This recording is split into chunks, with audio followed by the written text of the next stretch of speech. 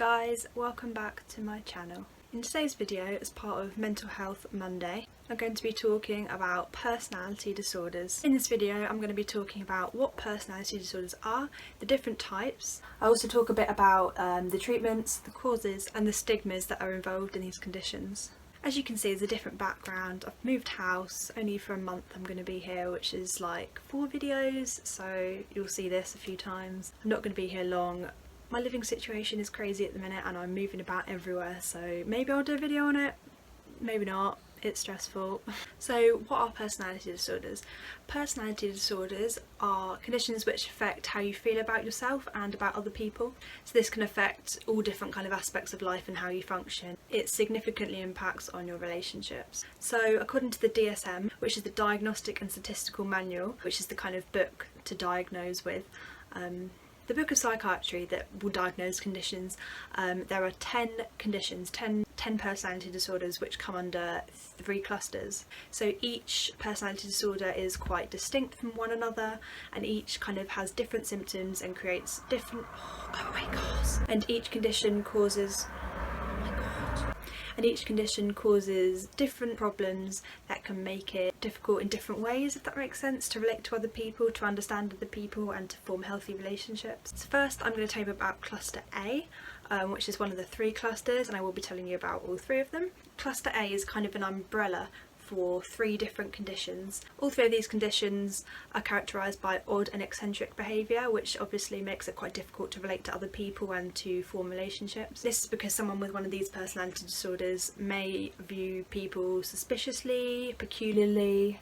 They may be quite detached, paranoid, which brings us on to the first personality disorder, which is paranoid personality disorder. So this personality disorder affects between 1 and 2% of the American population, and it is linked to a big distrust of people, and you're very suspicious, very paranoid of your friends, your family, strangers, and this can lead to outbursts of anger, jealousy, secretive behaviour, that kind of thing. So in response, people can see you as quite a cold person, quite mistrustful, and generally you can see how that's going to affect a relationship. It's not going to be easy.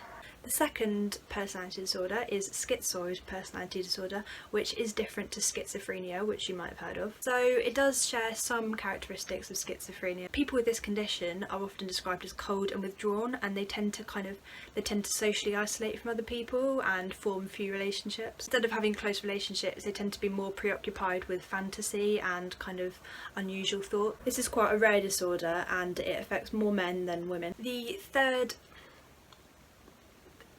personality disorder under cluster A, and the final one, is schizotypal personality disorder. I believe that's how you say it. Oh, I've got burn!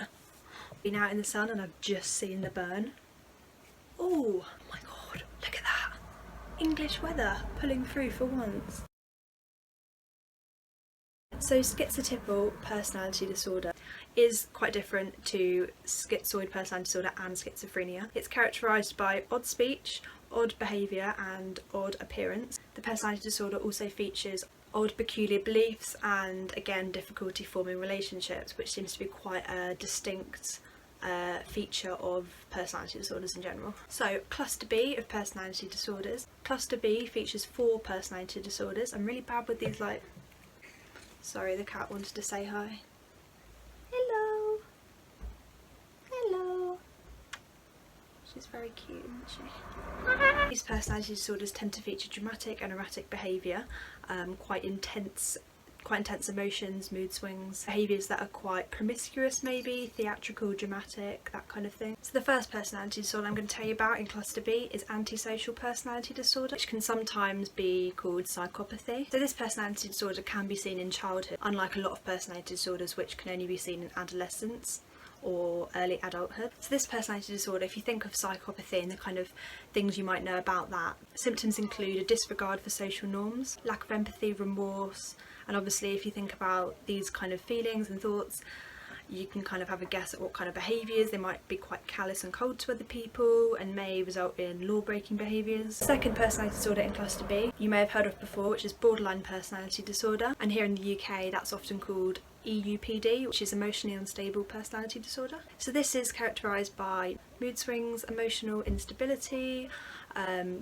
impulsivity, anger, aggression, self-harming behaviours and suicidal ideation. There's a huge percentage of people with this disorder that will attempt suicide and naturally will commit suicide. A lot of inpatients often have this diagnosis as well, BPD or EUPD, and due to this they can have quite rocky relationships with friends, family and other people. The third personality disorder is histrionic personality disorder. So people with this personality disorder might go to quite extreme lengths and do quite unusual things and act inappropriately in order to get attention, and they can also have quite extreme mood swings as well. The fourth and final personality disorder of cluster B is narcissistic personality disorder, which again you might have heard of. So it might be quite common for a person to be narcissistic or display a degree of narcissism in their everyday life, but the personality disorder is associated with self-centeredness, being very selfish and having an exaggerated self-image, so believing that you are the.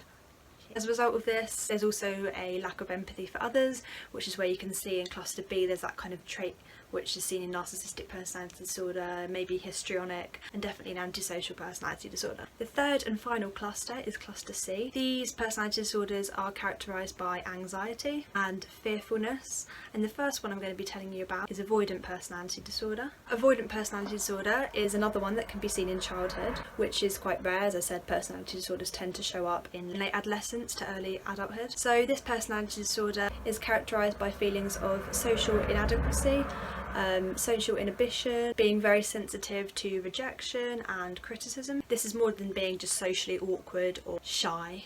The second personality disorder of cluster 3 is dependent personality disorder. This is more than just extreme clinginess. It's a intense fear of being rejected or left alone. It kind of crosses over with borderline personality disorder as well, which is in cluster B. It shares symptoms in the way that the sufferer will do a lot to avoid rejection, and they'll do a lot to make sure other people take care of them. And the final personality disorder I'm going to tell you about is OCPD, which is different to OCD, which is a completely different disorder. This is a personality disorder, which is obsessive compulsive personality disorder. It does share a lot of traits with OCD, but it's more to do with your relationships and how you function and how you relate yourself to other people. So again, like with OCD, you'll have a preoccupation with order, perfection, except this relates to relationships and friendships, etc. Right, so that's the 10 personality disorders I'm going to be telling you about, and now I'm going to tell you about the diagnostic criteria. According to the DSM, the Diagnostic and Statistical Manual, so to be diagnosed with one of these personality disorders, it must affect your social life, your friendships, relationships,